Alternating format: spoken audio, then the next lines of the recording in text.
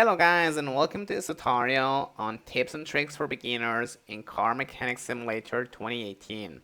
Okay, I want to show you here what are the best things to do in the beginning of the game, especially in order to make sure that you're going to be like the most successful and you're going to get like a lot of experience and money. So guys, in my opinion, you should weaponize the shopping list, okay?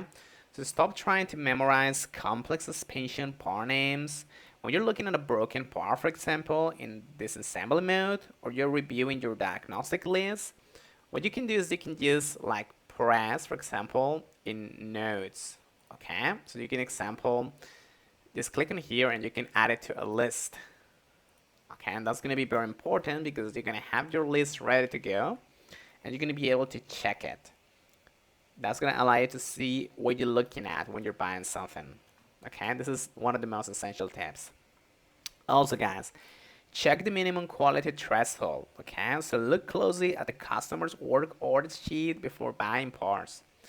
If the order says minimum part quality is 60%, do not buy brand new 100% parts, okay, because you're spending money basically.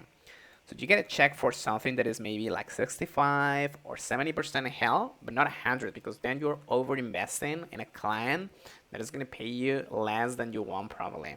Okay? So just keep the 100% of the cost or of the help parts for your own or for other jobs. Also, I recommend you check the order position list because when you have like an identified part on your repair sheet, if you look at its position relative to other item, that's gonna be basically much easier to identify. For example, if an unknown part is sandwiched between, let's say, a brake caliper and a brake pad, the hidden broken part is guaranteed to be a brake disc or brake hose, okay? So, you can let your geometry do the hard work for you, and that's gonna be very essential, all right? And also guys, finally, you can bulk buy the universal consumables. So there's certain small items that every single car in the game is gonna consume. Okay, and for these, let's actually get to my home in here. Okay, so let's go again. There we go. So this is gonna include like rubber bushings, small rubber bushings, spark plugs, and oil filters.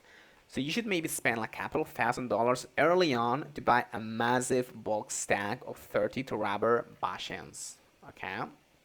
Because you're gonna be able to use them across the game. So this is gonna prevent you from having to back out to your vehicle assembly menu every time a suspension rod requires a tiny fresh bushing, okay?